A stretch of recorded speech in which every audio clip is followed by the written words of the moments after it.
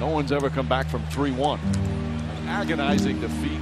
Down 5-1. She's got to get it all. We've all been underestimated and counted out. In those moments, we felt like it was over. It's not looking good for Rafa. But it's when we're given no chance Idol, what could Osaka be thinking right now? that we somehow found that last bit of strength to keep fighting. Running down to see if he's okay. And then we did what no one thought we could, not even ourselves.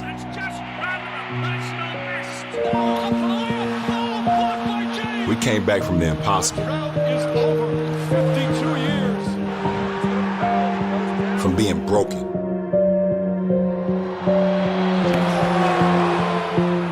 We found a way when it seemed hopeless. Patriots have come roaring back. It's incredible. We came back when we should have been long forgotten. Return to glory. And we did it time and time again. Right now, we're fighting for something much bigger than a win or championship. But if we learn anything from sports, it's that no matter how far down we may be, we are never too far down to come back.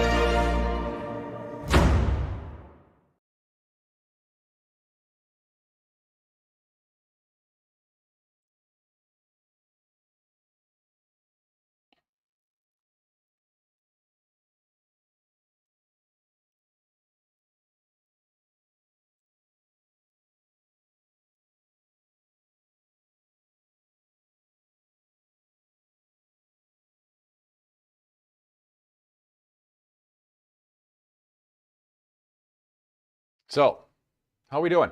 Can anybody see me? I can't tell with this this thing I've got going here. It's a little tweak. We're back home, and it's not able to tell what the deal is. Can't tell if I'm stuck. Can't tell if it's moving. Let's see what's going on. Mary's getting ready to come tell me something. Sounds like you guys can maybe hear me. I'm not sure. You can see me? Okay, that's weird. All right, I'm gonna assume you can see me. And Mary's always listening. Let me know if this thing is rolling and if I'm always moving, because all I see is a still picture on my end. Okay, so we will see. What it do? Freeze up? It froze up. Okay, gang, I am going to change cameras, and I'm going to put us back to what it should be here. 1 second.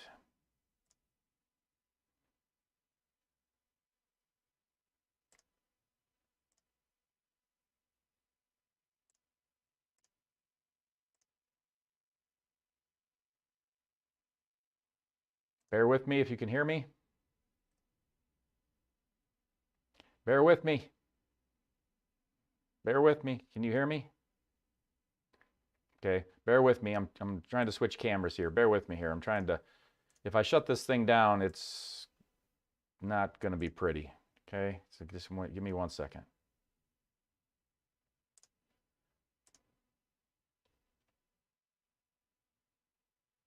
Ah, come on.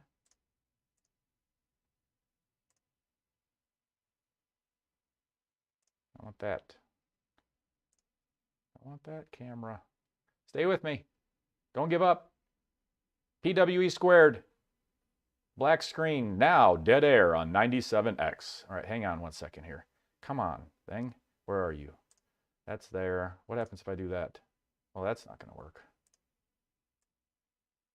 Let's get this fixed. We can at least get that right, right?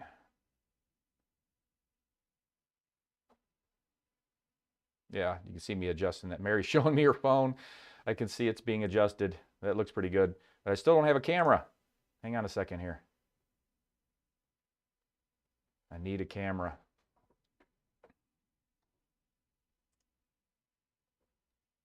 Yeah, I'm black screen still. 1 second, please. Don't go anywhere. It's just a camera thing. You might just have to hear me, but I want you to see me. You got to be able to see me. 1 second.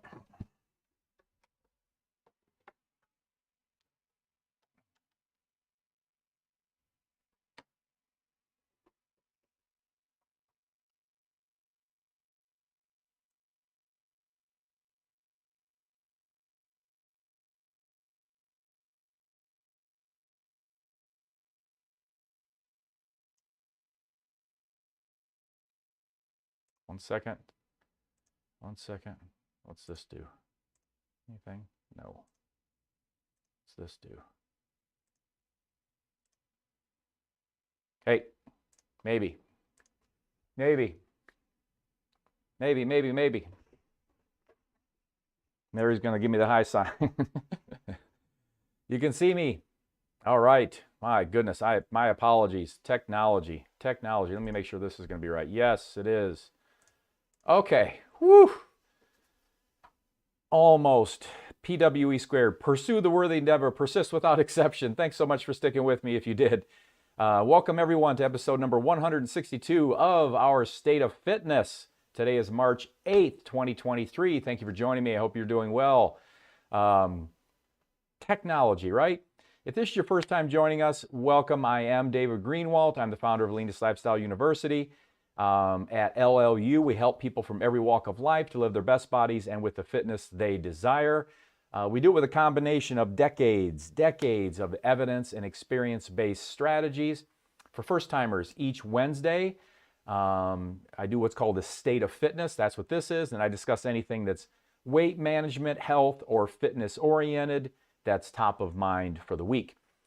This State of Fitness is my 162nd State of Fitness in a row since February 5th, 2020.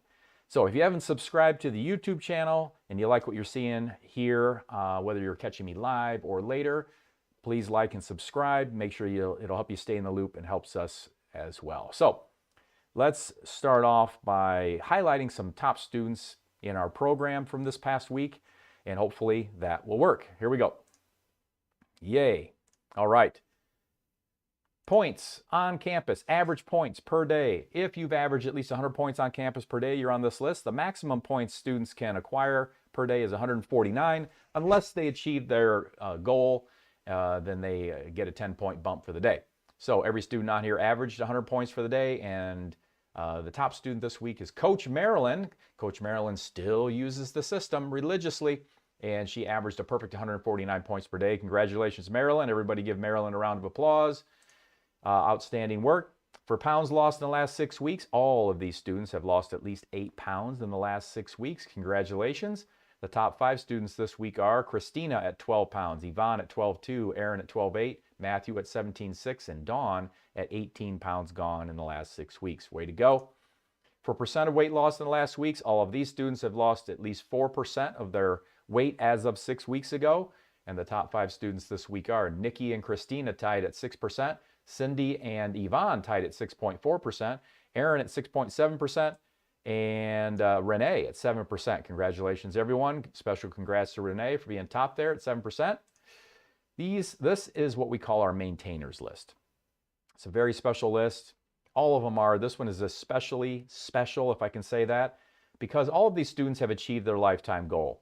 And they have maintained their lifetime goal within 10 pounds. For the number of days you see in the days column, they've kept off the amount of weight you see in the weight loss column. We have students that have kept off 147 pounds all the way down to single digits. But that's what their goal was. Not everybody comes in needing to lose 100 pounds. Some students come in wanting to lose that frustrating 10. Some need to lose and want to lose 150 or more. Students are on this list who have been in that range. The students in green have kept their weight off for at least a year, at least 365 days, are what we call master's candidates. And the students in orange have earned their master's. They've kept their weight off for at least 2 consecutive years. And I want to give a special shout out to Sue-Ann. Congratulations, Sue-Ann, because I got her in yellow there at the top because she has now hit the 2-year mark at 730 days, 365 times 2, 730 days. Special shout out to Suzanne. Let's give her comments, likes, thumbs ups, whatever you want to do to comment to show Sue-Ann that we appreciate her continuing to do the work. And now being in what will be orange for her next week, and because she has earned her master's. 2 consecutive years. And then the students in blue have earned their PhD because they've kept their weight off for at least 4 consecutive years. Congratulations to everyone. Outstanding work. See if I can go back here. What do you know? It worked. So last week in the State of Fitness was exercise part 1, and I discussed cardio.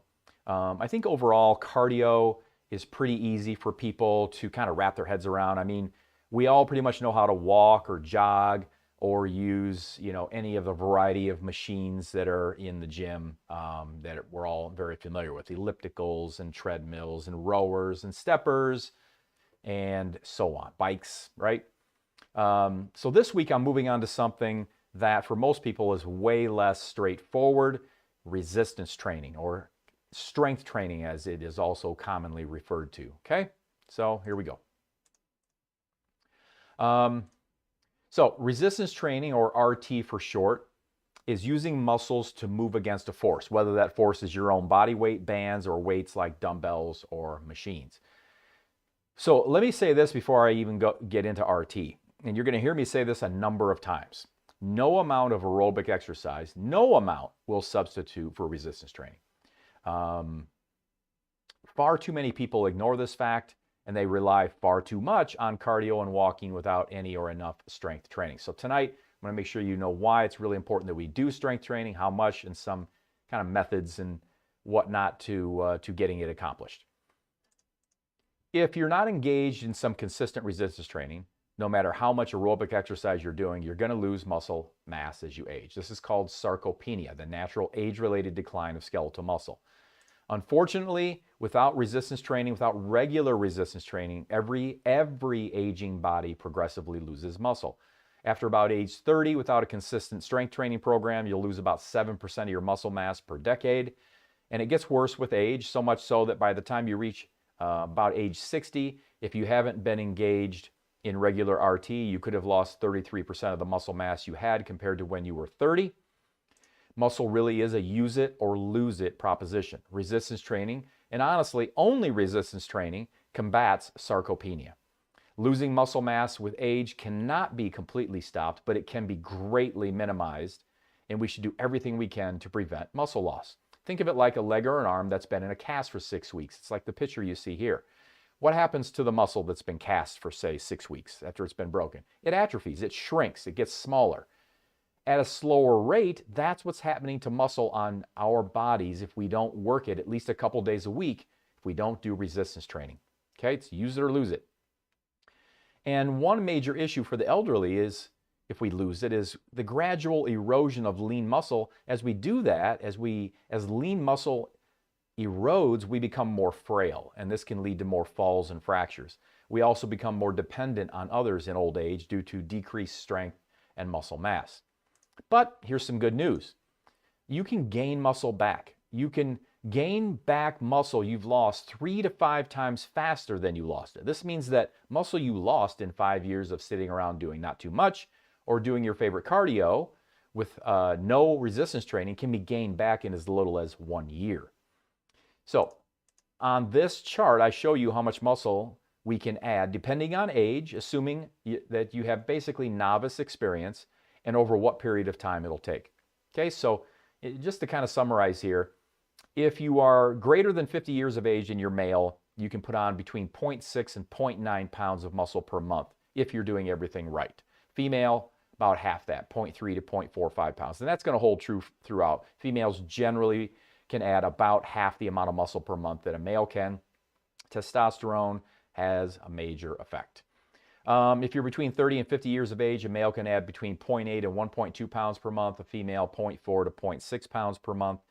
And if you're less than 30 years of age, a male can add 1 to 1.5 pounds per month, and a female 0.5 to 0.75 pounds per month. These predictions assume that you are eucaloric, not hypercaloric, meaning that calories in equal calories out. Weight is stable. Okay, basically weight is stable. If you are hypercaloric, in other words, if you are consuming more calories than you need to maintain, in other words, you're gaining weight, which a lot of times people do in strength training when they're bulking up. If that's the case, then you may be able to add muscle faster than what you're seeing here on this screen if the calories are higher than what you need for maintenance. Okay? All right. And let me just make something even more clear. A woman who is now starting, it's about the good news about gaining muscle back. Let's say a woman who is now starting resistance training for the first time, she's age 50, and let's say that she's lost 9 pounds of lean body mass over the years, okay? She's lost 9 pounds of lean body mass compared to what she had when she was, 18 to 20. Well, she could gain back those 9 pounds that she lost in 1 to 2 years if she trains properly. And a man, he could gain back those lost 9 pounds of muscle in about half that time. So it really can happen. It's never too late. You are never too old. You are never too anything to strength train and gain back muscle. Okay? It's important you make this connection. All things being equal, strength equals muscle. The stronger you are, the more muscle you have. The weaker you are, the less muscle you have. Resistance training provides us overlapping benefits when we compare the benefits of strength training and cardio. Is we can get many of the same benefits of cardiorespiratory based training with strength training, but with strength training, we also get unique benefits in functional fitness that cardiorespiratory endurance alone will not provide. Muscular fitness benefits our health, strength training benefits our health by increasing bone density, improving blood sugar control, increasing metabolism, reducing chronic disease such as heart disease, arthritis, and type 2 diabetes, reducing cancer risk, improving sleep, reducing depression. And beyond health benefits of strength training, we do want to be functional, right? And good strength training, a good strength training program and muscular fitness can improve posture, reduce injuries, reduce falls and resulting fractures, reduce mobility disability, which is any limitation in independent, purposeful physical movement of the body or one or more extremities. We all want to be independent as we get older, right? Good muscular fitness makes doing things around the house much easier. Things like lifting household objects, managing stairs, or doing indoor and outdoor maintenance. And it can improve participation in recreation sports. Last but not least, it is a huge factor in us being able to live independently again. Okay? And of course, muscle and only muscle is what gives a man the biceps he dreams about and a woman those toned arms she's proud to show off in a sleeveless. Okay? Okay. So, ladies, I want to make sure that I'm clear on this. It almost seems weird to me that I say this because I see this on social too, and I'm thinking, really? Do women still believe this? But I know there are some that do. So I want to make sure that we get something really, really clear. This is a fact. If you add a pound of muscle, but you lose a pound of fat, you're going to be smaller, not bulkier. You say that again. If you add a pound of muscle and you lose a pound of fat, you're going to be smaller, not bulkier. A pound of muscle takes up less space than a pound of fat. And believe me, both men and women, muscle, you want it, you want it, you want it. Healthy muscle doesn't have to be bulky. Unless you're a pro bodybuilder, I can promise you this. Unless you're a pro bodybuilder, if you're bulky, it's not because of muscle. It's because of the layer of fat over the muscle. When you strip the fat, when we strip the fat down, and we see what's really there, what's really left, I think you're going to be really thrilled if you've been doing strength training. Because when we strip that fat down, we're going to be able to see that muscle that's been hiding underneath the extra layers of fat. Okay? And remember, for people in the way in the back, walking or any general cardio will not save the loss of muscle as we age. Only strength training will. Again, sarcopenia, the age-related loss of muscle, is going to occur. And some level of reduced functional capacity is going to occur unless you strength train. Okay, I know I'm yelling, but I'm really trying to get this message across. The only way to keep the muscle is through total body strength training. You can't just train your biceps. You can't just train your triceps, right? You got to train your whole body throughout a week, throughout a month. Strength training can be done with just your body as the gym, but it also commonly includes bands, barbells, dumbbells or kettlebells, machines, medicine balls, anything that allows for increased resistance. Okay, so these are the implements. Now, all of these implements are viable, but they're not all equal for preserving or improving muscular fitness. Depends on what they are, what you're doing with them. We can never afford to lose precious, health-enhancing, lifespan lengthening, functional for independent living muscle, but we will, especially during fat loss, unless we pull on 3 levers. Okay, I did a video on this. I'm going to play it for you now. I won't just survive. Oh, you will see me thrive. Can't write my story. I'm beyond the archetype. I won't just conform. No matter how you shape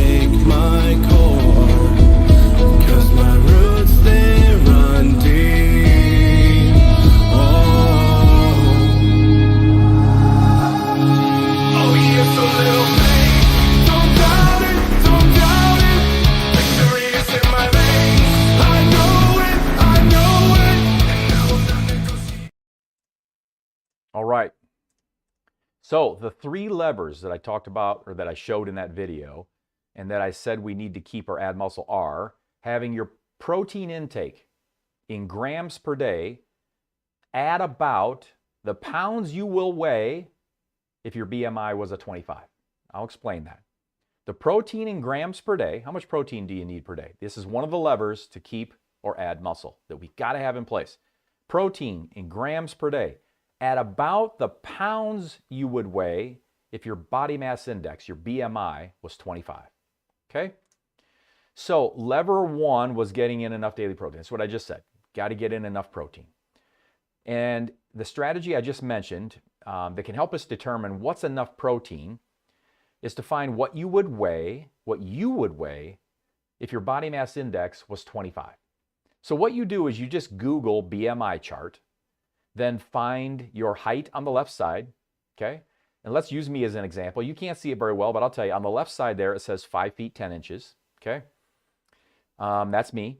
And then you follow it across to where it says the BMI is 25, or the closest one you can find to it. Then go up, straight up, to the weight it says you'll be at a body mass index of 25. In this case, for me at 5'10", me at a body mass index of 25 is a BMI of 25 is 170 pounds. So it's about that many grams of protein, 170 grams of protein, give or take, is a daily goal for me to shoot for. That's what I would recommend. And that's how I recommend. This is a way, it's not the only way, it's a way to determine how much protein you're going to need. But protein intake is one of the levers that's really one of the 3 critical levers we need to maintain or add muscle mass, okay?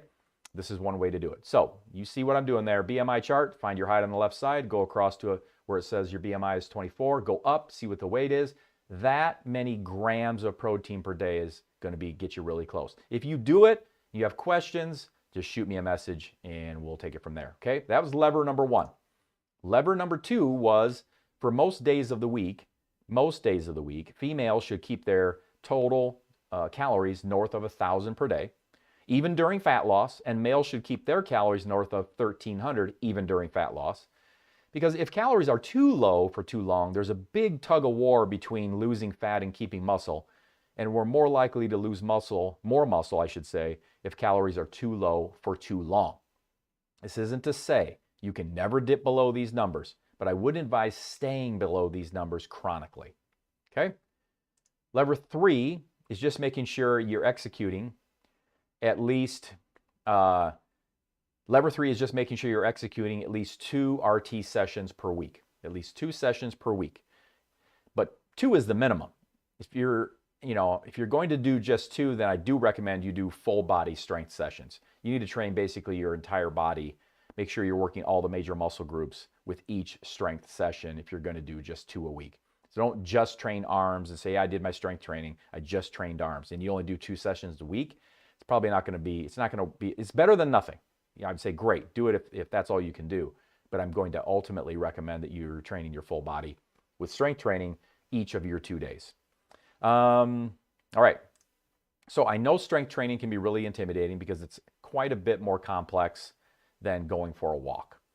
So I want to share with you 7 movement patterns that in any given week, but not less than any given month, we should include some of in our strength training. 7 patterns. If we include these 7 movement patterns, we're more likely to have a pretty solid program in place. So I'm going to show you this 1-minute piece I did on the 7 strength patterns, and then I'll break down each of them here on our State of Fitness. Here we go. To make better sense of strength training, to assess if your program is missing anything, and to reduce the chance of injury, I'm going to share a quick primer on 7 movement patterns you should be doing at least some of every week. 1. Vertical press. The hands travel midline to the body and a rep is complete when the elbow is extended, hands above the head. 2. Horizontal press. The hands travel perpendicular to the body and a rep is complete when the elbow is extended. 3. Vertical pull. The hands travel midline to the body and a rep is complete when the elbow is flexed. 4. Horizontal pull. The hands travel perpendicular to the body and a rep is complete when the elbow is flexed. 5. Quad dominant. This includes any movement that primarily works the quads. 6. Hip hinge. This includes a variety of hinging at the hip movements, primarily working the hamstrings, glutes, or anything on the backside of the body. And 7. Accessory. This is a catch-all for just about anything else. It includes things like calf raises, core isolation and prehab movements, balance work, and carries. All right. So the first movement pattern I discussed was a vertical press, and I said the hands travel midline to the body. So what does midline of the body mean? Well, the spine is the body's midline. It connects the top, middle, and bottom of the body. That's the midline. So with the movement, with movement 1 being a vertical press, here are 2 common examples. One is with dumbbells, one is with a barbell. So it's a strict press with dumbbells, and a strict press with a barbell. Vertical press, okay? Can this movement be done on a machine? Absolutely. You know, fully equipped gyms that have selectorized pieces of equipment, they'll have machines that mimic this. So this is just you know, more of a free weight vertical press. So what you use to accomplish this movement pattern is up to you. It's the movement pattern that I want to focus on here, okay? So only a few here in our program can do these, but would this movement count as a vertical press? Remember, I said with a vertical press, the hands travel midline to the body, and a rep is complete when the elbow is extended, hands above the head. Let's watch pro CrossFitter Brooke Wells do what are called handstand push-ups, and then we'll see.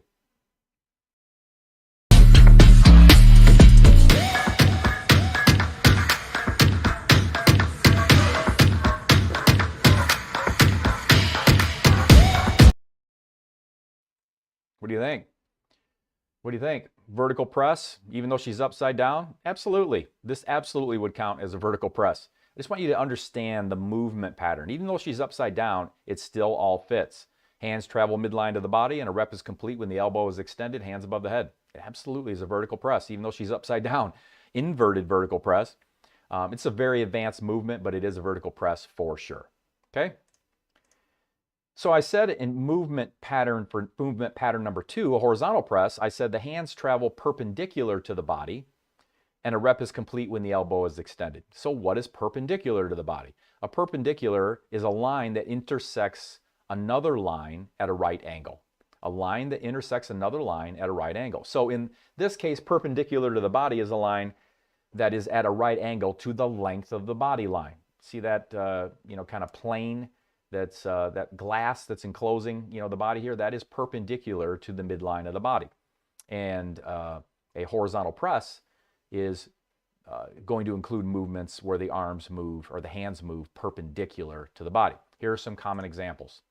Okay, so we've got in the upper left there, we've got a barbell bench press, and that is a horizontal press. You go, yeah, but you're pressing it up. It's going, the bar is going vertical. It's about, that's not what matters. What matters is what plane of motion are the hands moving relative to the body. And they are moving perpendicular to the midline of the body, even though I'm laying on my back. Right? So then in the bottom left, we've got a regular strict push-up. That is a horizontal press. You go, yeah, but you're pushing down, which is causing the body to go up. That's correct. But what is going on with the hands? What's going on with the body in relationship to, with the relationship to the hands? It is perpendicular to the midline. The hands are perpendicular to the midline, especially when I'm at full extension, right? And then you've got a machine-based chest press. That's a horizontal press, and that is probably the easiest to understand with regard to it being perpendicular to the midline of the body. Just a variety of movements, but they're all horizontal press. Okay, so the third movement pattern I mentioned was a vertical pull. And with a vertical pull, the hands travel midline to the body, midline, right, in the basically along the line that the spine does. Midline to the body, and a rep is complete when the elbow is flexed, so the arm's going to be bent when it's finished. And in these movements, I'm doing a jumping pull-up on the left side there, and that's a vertical pull. I'm doing a lat pull-down on a machine that is a vertical pull, okay? And then I'm doing more of a strict pull-up in the right side there, and that is also a vertical pull, okay? So the fourth movement pattern I said was a horizontal pull. The hands travel with a horizontal pull, the hands travel perpendicular to the body, and a rep is complete when the elbow is flexed. So the arms are going to be bent when the rep is complete. So in these movements, I'm doing a barbell bent over row, and my hands are perpendicular to the spine, to my torso. And then I'm doing ring rows in the center one there, and that's a horizontal pull because the hands are perpendicular to the torso. And then I'm doing a one-arm dumbbell row on the right side there, and that is a horizontal pull. The hand is moving perpendicular to the torso there, okay? So just hopefully you're just starting to get an idea here on these movement patterns. So the fifth movement pattern that I mentioned was quad dominant. This includes any movement that primarily works the quads. And in these movements, on the left one there, I'm doing an air squat. It's a quad dominant movement. In the middle one, I'm doing a barbell back squat. That's quad dominant. And on the right side there, I'm doing what's called a goblet squat. You can do it with dumbbell or kettlebell or anything you've got around your house. And you hold it in front, up nice and tight to your chest, just under your chin, and you squat down, and that's a quad dominant movement. All of these are quad dominant movements. The sixth movement pattern that I mentioned is what's called a hip hinge. Hip hinge. This includes a variety of hinging at the hip movements, primarily working the hamstrings, glutes, or anything on the back side of the body. These two movements I'm showing here are real common ones. The one on the left is what's called a kettlebell swing. There are two primary versions of a kettlebell swing. This is what's called the Russian kettlebell swing. And if I was to extend my arms all the way above my head so that my hands are in line with the midline of my body, my hands are directly above my head, arms fully extended. That's what's called an American kettlebell swing. I'm showing you the Russian version here. It's a hip hinge movement. And then the video on the right is just a conventional barbell deadlift, which is also considered a hip hinge movement. Okay. The seventh movement pattern I talked about was accessories. It's a catch-all for just about anything else. It includes things like calf raises, core work, isolation, and prehab movements, meaning things you do to kind of warm up prior to your real strength training workout. Any balance work, carries. And these movements here, the top left one there, I'm doing what's called bird dogs with a hold. And in the bottom left, I'm doing a core exercise called bicycles. And then on the right side, I'm just doing a dumbbell curl. All would be considered accessory. And I do want to at least mention the idea of, I guess, what we could call an eighth movement pattern. It's not really an eighth movement pattern, but what it really is, it's a complex. And a complex not meaning it's, it's crazy difficult, but it's a complex in the sense that by definition in strength training, it's multiple movements, multiple individual movements that need to be completed before a single rep of a complex is considered complete. This will make sense in a moment. A complex is just a number of individual movements that have been kind of put together, and you have to complete all of these individual movements before you're considered to have completed one rep of a complex. For example, the body weight burpee movement is a combination of a squat, so it's quad dominant. You'll see in a moment. It's a combination of a squat.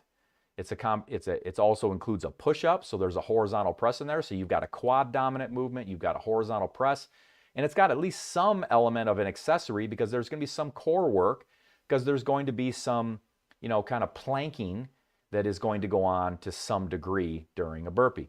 So I did a 1-minute deep dive on the history of the burpee. Don't want to waste it, so let's make sure that we check it out here. Burpees, feared, revered, and mocked and discussed. What's the real deal? Well, in 1939, exercise physiologist Royal H. Burpee wanted another exercise to test fitness, and the burpee was born. Back then, it was a 4-count movement and did not include a push-up. The burpee gained prominence when the U.S. entered World War II. The military needed a way to measure the fitness of new recruits. Maximum burpees in 20 seconds became one of the tests. Here's what you need to know. It's one name, the burpee, but it's a whole body complex of movements combining aerobic and resistance training. The movements transfer to everyday activities like squatting, bending, pushing, and standing. It can be intense, so workouts of 4 minutes or less can be effective. It can burn a lot of calories per minute.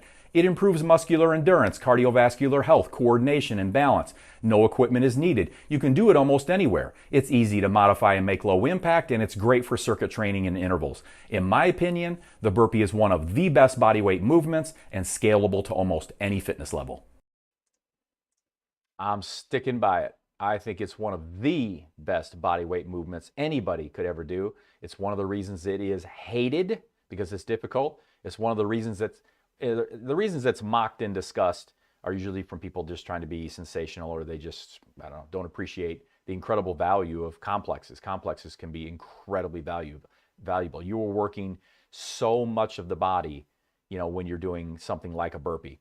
A lot of complexes are like near total body movements. And so anyway, it's a fantastic movement. And as you saw me there, I did it a number of different ways. Every single one of those ways I did it is a burpee, okay? However long it takes you to get your torso to the floor, flat to the floor, and get back up, it's going to be a burpee if you stand back up, all right? So another idea for a complex, is what's called a thruster. So if you think about it, let's take a look at this, and then you'll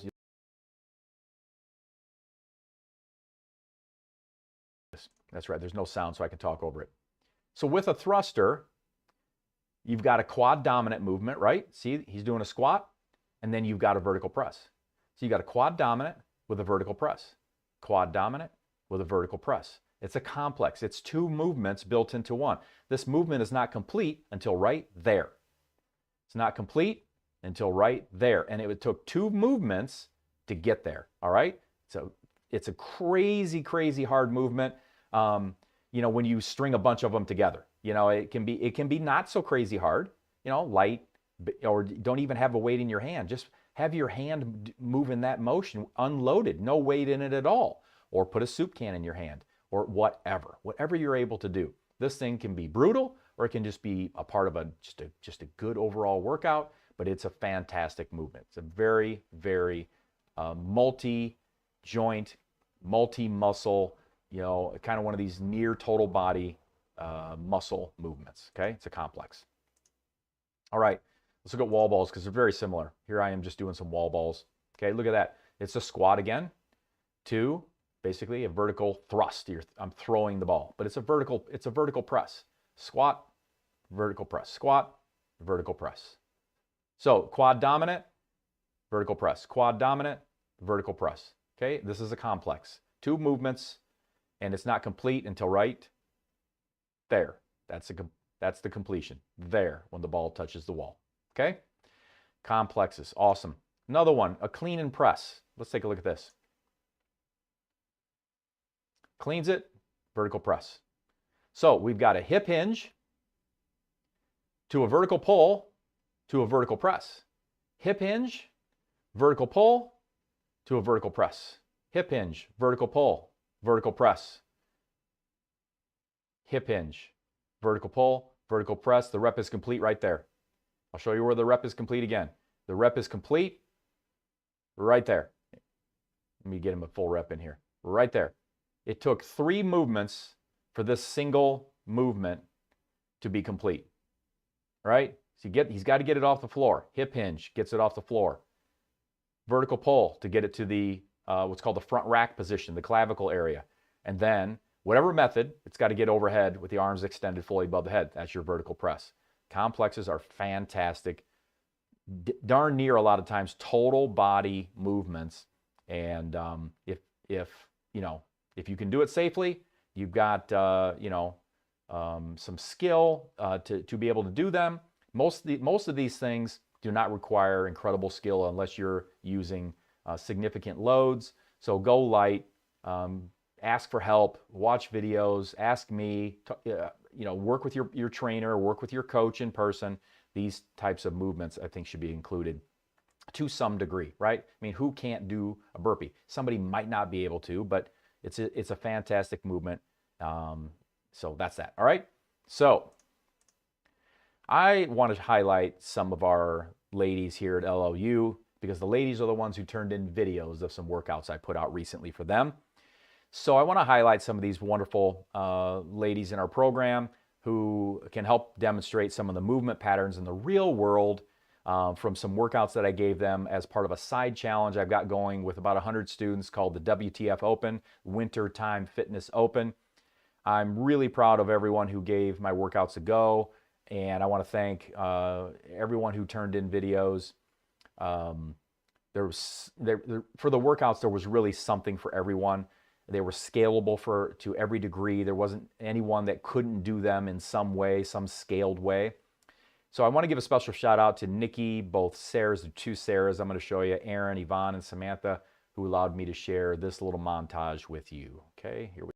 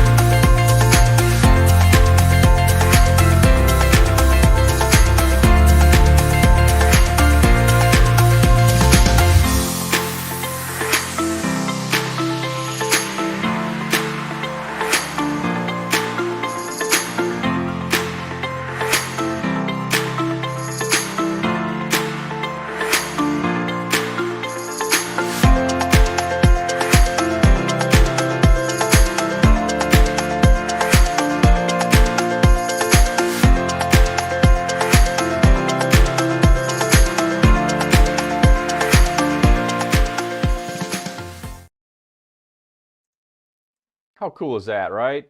Give these ladies a round of applause, comment, like, thumbs up, do anything you can do. If you're seeing this on YouTube, please comment something. I'm really, really proud of these ladies for submitting these videos and doing such a great job. I'm so, so inspired.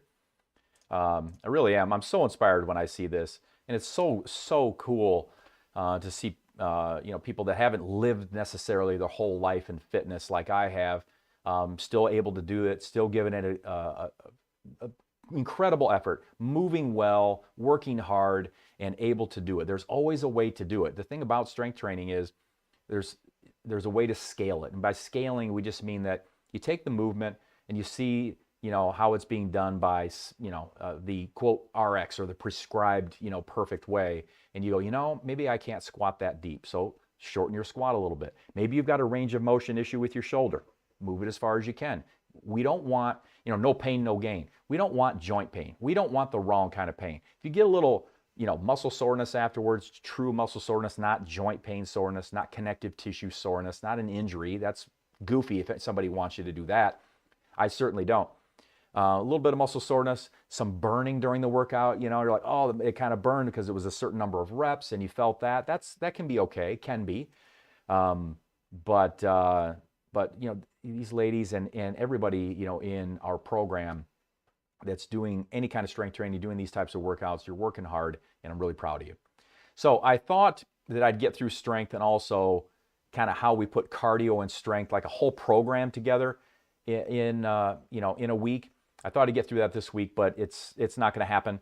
So what I'm going to do is I'm going to do a part 3 next week, and we're going to bring it all together, and then we'll probably go into another topic as well. But next week we'll bring in, how do you put together a cardio and strength training, workouts, I should say, a program, in a 7-day period. How do you really do it? How do you make sure you're covering these strength patterns, with your strength program? How do you make sure you've got a vertical press, a vertical pull, so on and so on? One cool thing is if you even just make a note somewhere of the 7 common movement patterns, and you just kind of look at your, workout in a week, you can look back and say, did I do any vertical press this week? Did I do any this week? Did I do any horizontal pull this week? If not, try to build something in that'll do it. And if you're not sure what to do, always reach out to me, reach out to your trainer, reach out to a coach. You've got me. I've been doing this for over 40 years. I haven't been, this is no joke. I haven't not trained longer than 2 weeks in a row for 40 years. I started in 1982, and I haven't gone longer than 2 weeks without training, 2 weeks in a row without training for 40 years. So this is what I do. And if you've got somebody in your corner already, trainer, stick with them. Coach, stick with them, or ask me. But we can get this, knocked out in no time. Get you a program that makes sense. One of the things that we do, we want to make sure you've got strength training, make sure you got your cardio, make sure you know how to move safely. So no matter what limitations you may have, no matter what impediments you may have, we can work around them. There's always a way, always, always, always a way. Okay. So any questions about anything this week regarding the state of fitness or anything at all? Comment it, in the video here, or find me on campus. Send me a private message. As always, that's a wrap for this week's State of Fitness. New students, everyone, please ask questions. That's why we're here. No reason to stay confused or stuck. We're always here to help. So until next time, let's focus on what we want. Let's be grateful for what we already have. And remember, it's all happening perfectly. See you guys next week.